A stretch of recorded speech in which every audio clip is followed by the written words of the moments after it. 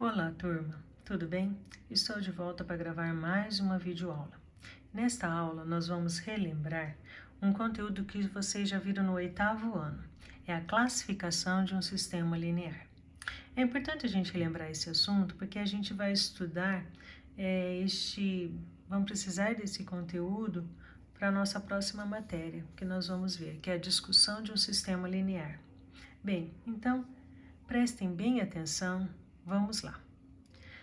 Classificação de um sistema linear. Nós podemos classificá-lo como sistema possível e determinado, que vocês conhecem com a seguinte sigla: sistema possível e determinado, SPD.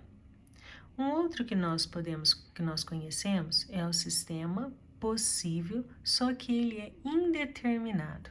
O que significa isso? Significa que ele tem infinitas soluções. Nós classificamos ele com a seguinte sigla: SPI, sistema possível e indeterminado. Nós também temos o sistema impossível. Qual que é esse? É o que nós não temos soluções. Então, nós colocamos ele como sistema impossível, SI. Tá? Essas são as classificações que vocês conhecem. Então, o sistema possível e determinado é aquele que tem uma única solução. Um sistema possível e indeterminado é que tem infinitas soluções.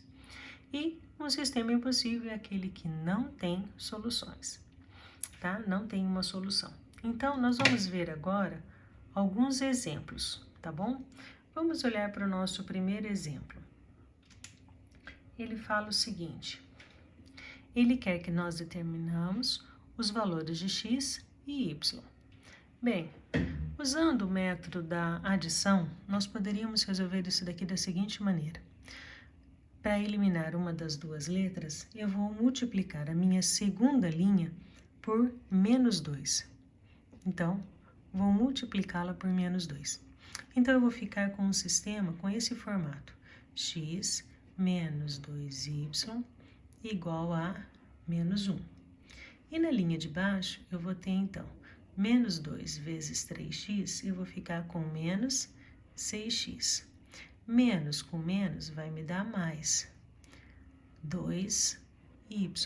Isso é igual a mais com menos 14.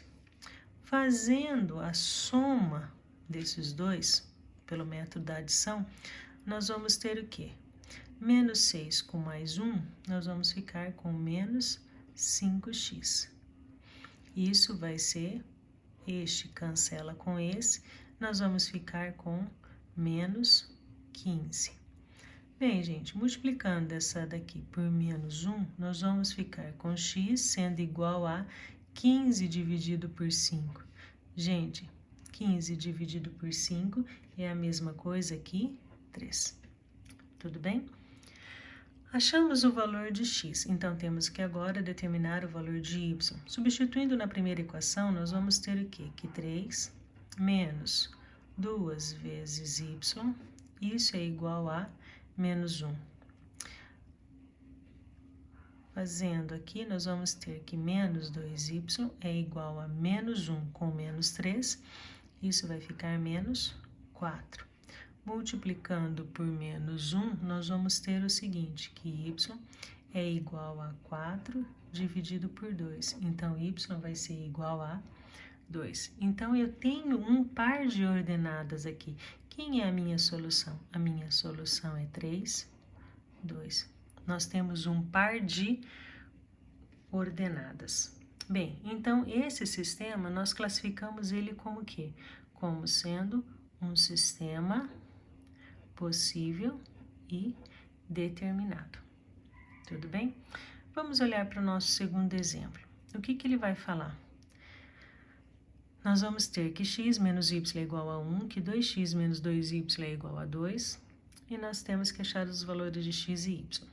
Bem, o que nós podemos fazer aqui? Podemos multiplicar a nossa primeira linha por menos 2. O que nós vamos ficar? Nós vamos ficar com menos 2x, menos com menos, mais 2y, igual a menos 2. Na linha de baixo, vamos apenas copiar. Então, nós vamos ficar com 2x menos 2y igual a 2. Fazendo pelo método da adição, esse termo cancela com esse, nós vamos ficar com esse termo cancelando com esse. Então, aqui eu vou ficar com 0, aqui com 0, e isso sendo igual também a 0. Gente, 0 mais 0 é 0. 0 é igual a 0? Sim, é verdadeiro. Então, este sistema, quando acontece isso daqui, nós dizemos que o nosso sistema é um sistema possível e indeterminado. Isso aqui me indica que ele tem infinitas soluções. Este daqui, uma única solução, 3, 2. Este daqui, infinitas soluções. E vamos ver agora o nosso, então, terceiro exemplo. Nosso terceiro exemplo ele vai mostrar o seguinte. Eu poderia pensar em multiplicar a primeira linha por 3. Na hora que eu multiplicar por 3, eu vou obter o seguinte, 3x mais 3y igual a 3. A linha de baixo a gente só copia, menos 3x menos 3y igual a 3. Na hora que a gente usar o método da adição aqui, o que nós vamos ter? Cancela, cancela, cancela.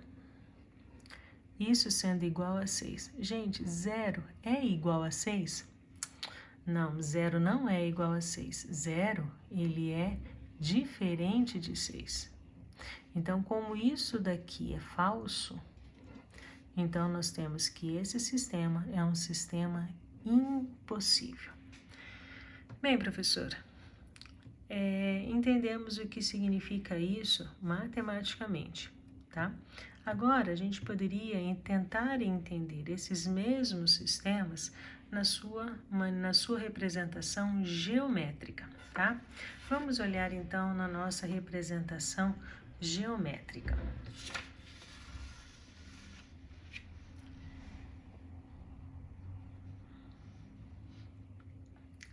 Olhando para a nossa representação geométrica, esses aqui é a representação dos nossos sistemas. Esse aqui era o 1, exemplo 2 e exemplo 3, tá?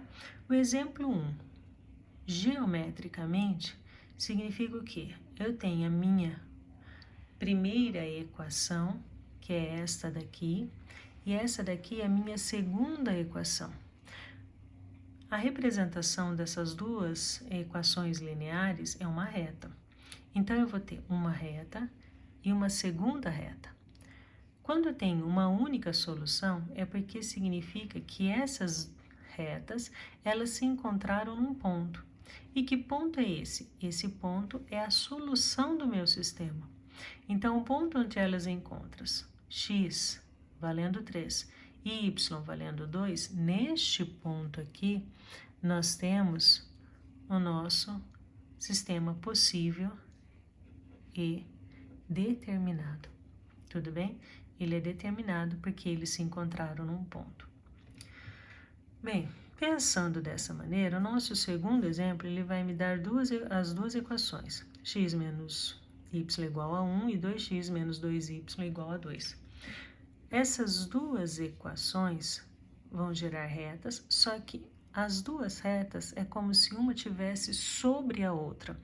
Então, quais são os pontos que eu tenho em comum? Se vocês olharem bem, todos os pontos dessa reta são comuns. Então, quantas soluções eu tenho? Eu tenho infinitas soluções. Então, esse sistema eu posso chamá-lo de sistema possível e indeterminado, tá? Bem, como nós estávamos falando, o terceiro também, a primeira equação e a segunda equação vão gerar retas, na qual eu vou ter as duas equações. Se vocês repararem, as duas equações, elas são paralelas. Eu vou perguntar para vocês, há algum momento em que essas duas retas vão se encontrar? Não, nós nunca teremos um ponto comum para essas duas retas, porque elas são paralelas.